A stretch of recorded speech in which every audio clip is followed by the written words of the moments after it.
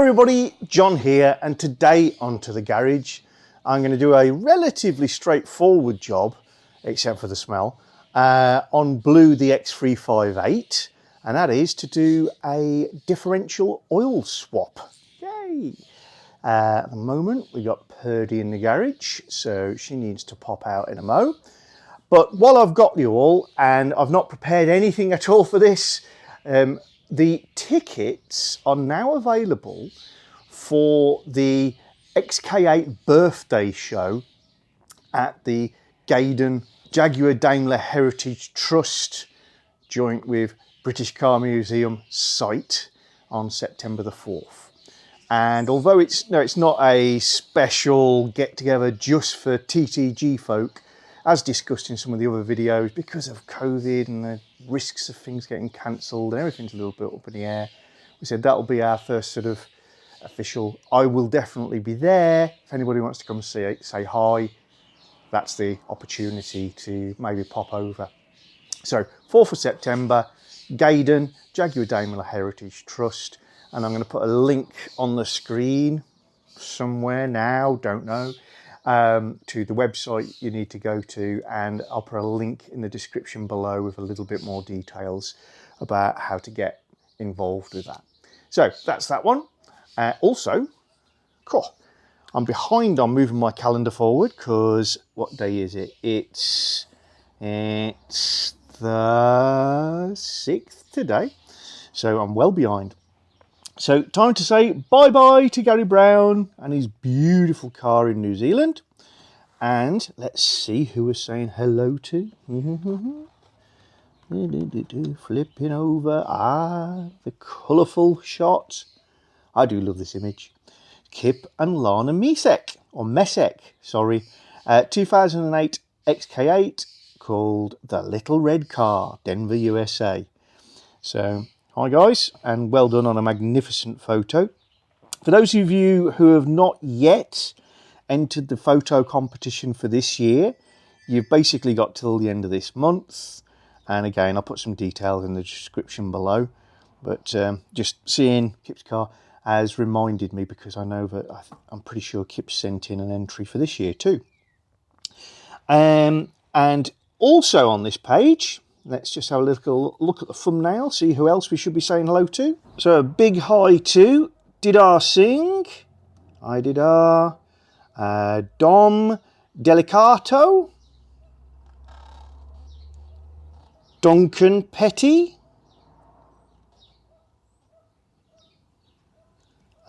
Elkin Pinilos, that one's Fred Hauser, and on the right, Gaku Nakayama. And hi to everybody, and you'll be on the wall in the garage, obviously, for the month. Thank you so much for entering last year's competition. Hopefully you're entering this one. And for those of you who have entered and are asking, have I received your entries? Probably. I've been busily putting everything into a file. I've not yet got round to sort of confirming your entries, but we'll send out an email shortly to those who have already entered, just to say, don't worry, you're in there. But don't worry. What's the point? It's all going to be great. So thanks to all the entries, and they are magnificent. Really, really good. So, what do we need to change the diff oil on an X358? And out of interest, how is it different to changing the diff oil on an XK8? Well, first thing to say is I will be changing the diff oil on Purdy. It's a little bit more involved because access is a bugger, and I will be using the drill a hole technique, but we'll come to that another day. But in all of our respects, it's the same job to do. What are you going to need? You're going to need a 3/8 drive ratchet or a specialised plug removal tool. I've got one actually made myself. It's just a 3/8 drive that I've ground a slow taper onto. But I know from an access point of view, this is actually too long for the X358, so I just use the square on my ratchet, and that does the job fine. I've got some differential oil for EP80. I've not bought anything expensive or necessarily fabulous, if I'm honest. I've bought the cheapest walk-in, walk-out oil I could get. Reason is my car's done 150,000 miles. It quite possibly has never had the oil changed in the diff. It's another one of these laughingly sealed for life type arrangements.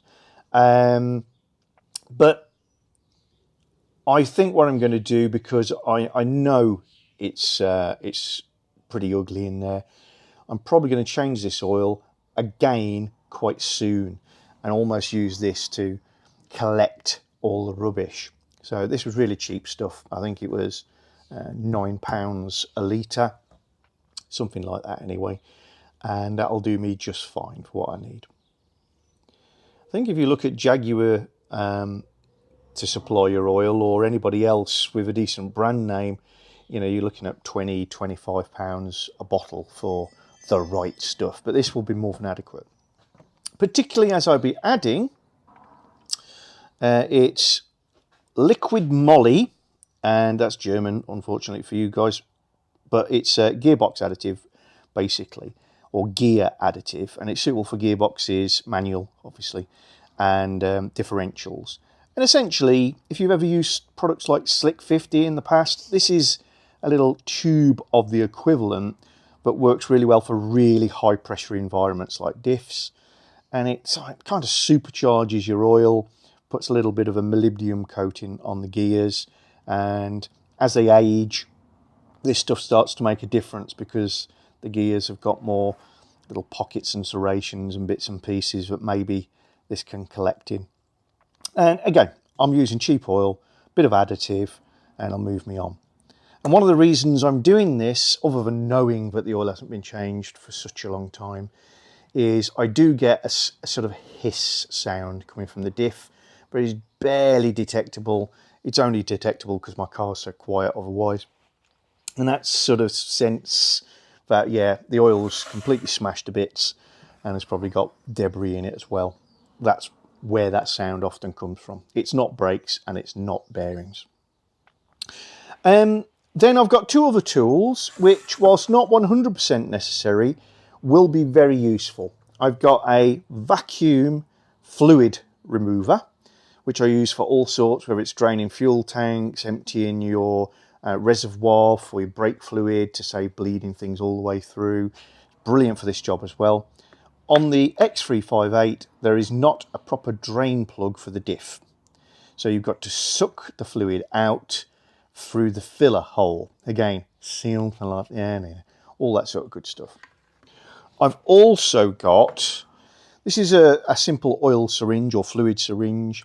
Can be used for extracting or putting fluids in, just like a medical syringe. Got a plunger, a couple of O-rings in it. And this I will be filling up with my oil and then injecting it back into the hole. You get a couple of pipes with these. There's my other one attached so I don't lose it. But this little rubber is also included to join the two pipes together. I've put a bit of copper pipe in the end there because I know I've got this sharp angle to get round at the top. It's just useful. If you haven't got either of those things, what will make do is a squeezy bottle, sort of like a washing up liquid bottle, that has got a neck with a bit of a nozzle on, but you can screw a pipe on, and you could use that for both suck and blow. Sometimes you buy this stuff and it's actually in a container with a pipe on, and again you can blow it out and use an old one to do sucking up. Not as effective, not as easy. I've got the tools, so obviously I'll be using them. And the last part of the equation is you're going to need a good jack and axle stands, or showing off again, your platform lift, so my axle stand and jack in one. And you need your X358, so I'm just going to take Purdy out, get the X358 in, blue, and then I can crack on.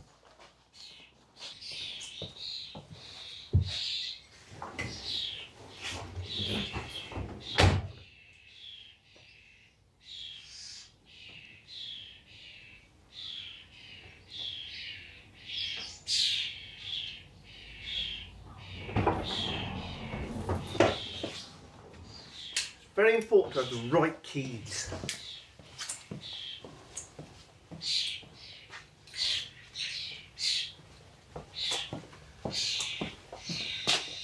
On my XK8 key fob in leather.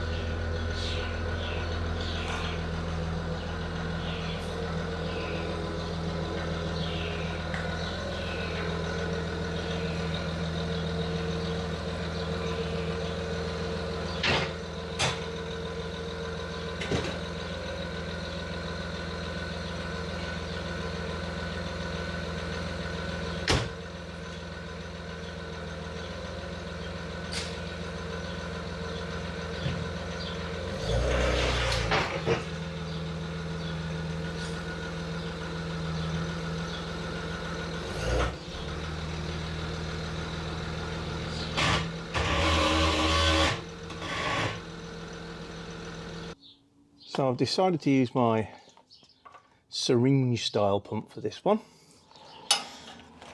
and I've got my little angle piece which should give me a good guide to being in this sort of right depth. So we just got to get it in the hole.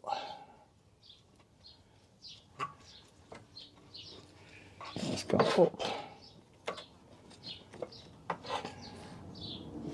I think we'll do it without the bit of tube on the end.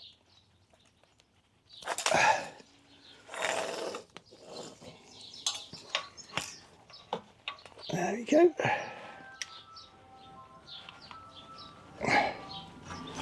Right. So, blowing bubbles. Now we'll just suck. To tighten up the top of my syringe first. That's how I'm going to get covered. There we go.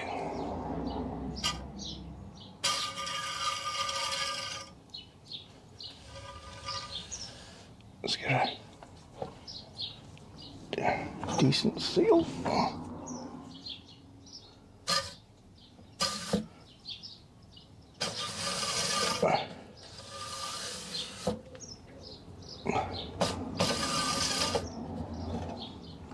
Don't seem to be in the oil again. Look at the angle on my copper. Put that to give me a clue.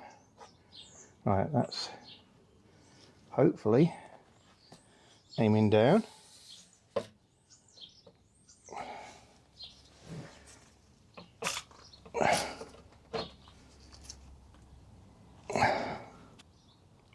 The the filler plug that I've just took out has a magnet on the end, and I'll show you that in a mo, but it's very contaminated with metal. Now that's not completely untoward, it has to be said. Diffs have helical gears which tend to grind themselves into intimate contact over time. It's a sliding contact. So it is normal for them to run down the material just a little. But I'll show you that in a bit. Right, let's get that out and pump it away.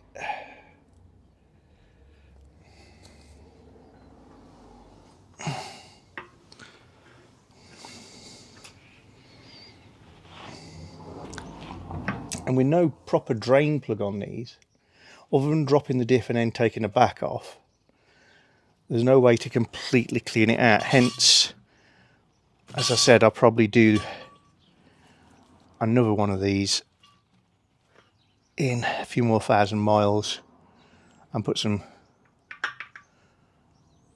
better oil in.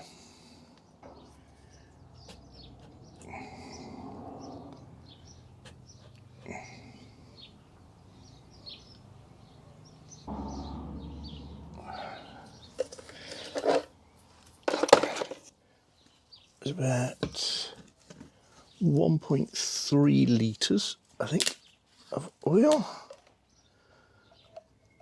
to go in here.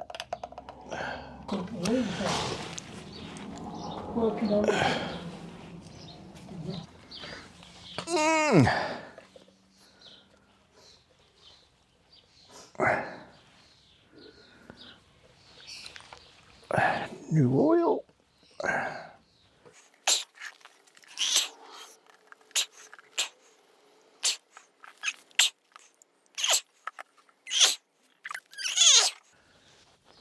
There you go.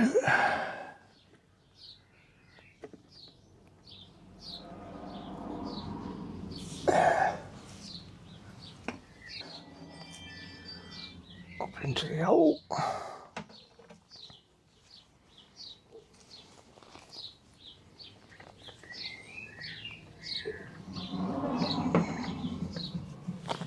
Very clear oil, isn't it?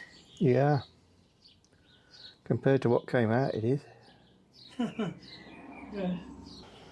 The benefit of this syringe is, oops, I've got a good way of putting my liquid moly in. Put it in the end of the tube. Squeeze it in.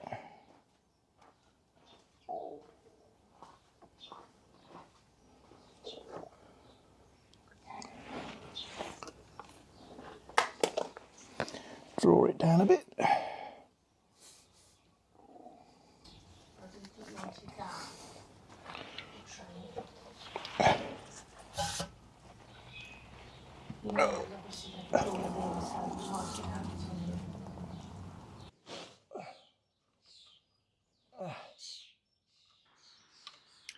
Once you've wrestled the plug back into position, it looks actually easier in these shots than it is in real life, because that cross member is basically in line with the plug, so you're kind of doing it at fingertips, although the view is quite reasonable from here, it's got to be said.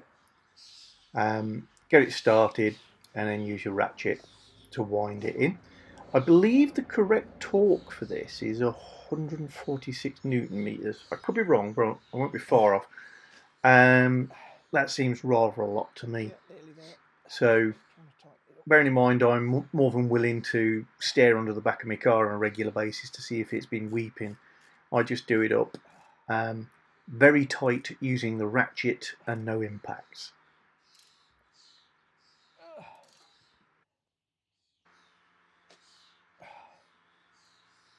I think that even the most conscientious of garages would struggle to justify managing to get a torque wrench in there, because by the time you put an adapter on a torque wrench, you're going to be dropping the diff again. So you're not really finished the job until you do a thorough clean-up, not for once because I'm petty, but because you want to make sure this isn't leaking. So what I find is a good idea, because it's relatively thick oil, is a quick squirt with WD-40 or something else nice and thin, penetrant, alcohol spray, degreasant, whatever you've got to hand really, just to dissolve and emulsify some of the oil that's on the surface from runs and dribbles in your hands. And then I've got these nice rags. They're actually from out of a tub that are pre-soaked in a degreasant, a bit like gunk, if you're familiar with that sort of thing. And they're just really good for cleaning up and getting rid of the remnants of the oil. So that when I do peep underneath the car, if I do see any oil, I know it's leaking, not just left over from half a job. Always dispose of your waste oils responsibly. I collect mine in an old AdBlue container till it's full, and then take it to the local disposal area. Our tip. You can actually see the swirls of metallics in the oil, so it's well and truly past its sell-by date. Almost pretty, like copper-coloured swirls in black. Well, as you've seen, not a difficult job really. Access isn't brilliant, but you don't really need to be able to see too much as long as you've got the right tools. But it is smelly and messy. And just another point to note, the Silverline vacuum pump, this unit, I said at the beginning my intention was to draw the fluid out with that and pop it back in with a syringe. Just seemed like the best way. I was having trouble with the Silverline, so switched to the syringe. As it turns out, the seals in the vacuum pump had started to swell up and distort and blocked it, making that the second pump in probably 18 months to 2 years, in fairness, that I've either got to repair, find new seals for, or bin. I'm probably going to bin it.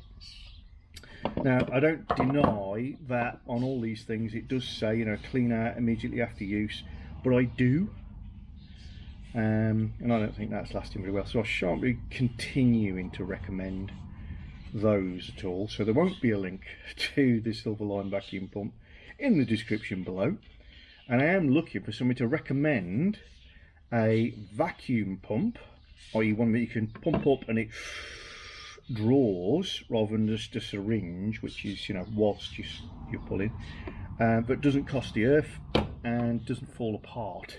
So if anybody's got a really good experience of that, then I'd love to know about it, and obviously I'll give you a name check if I go for one of the products that you've recommended, or maybe get a couple if they're not too bad and do a bit of a compare and contrast. But yeah, it does the job once or twice, and if that's all you need, great. Otherwise, it's a bit of a toy. So, learnt my lesson, should have learnt it the first time. But the syringe pump seems to have worked well, and I shall flush that through with a little bit of WD-40 and clean it up ready for next time I need to use it. So, I hope that's been of some interest to some of you.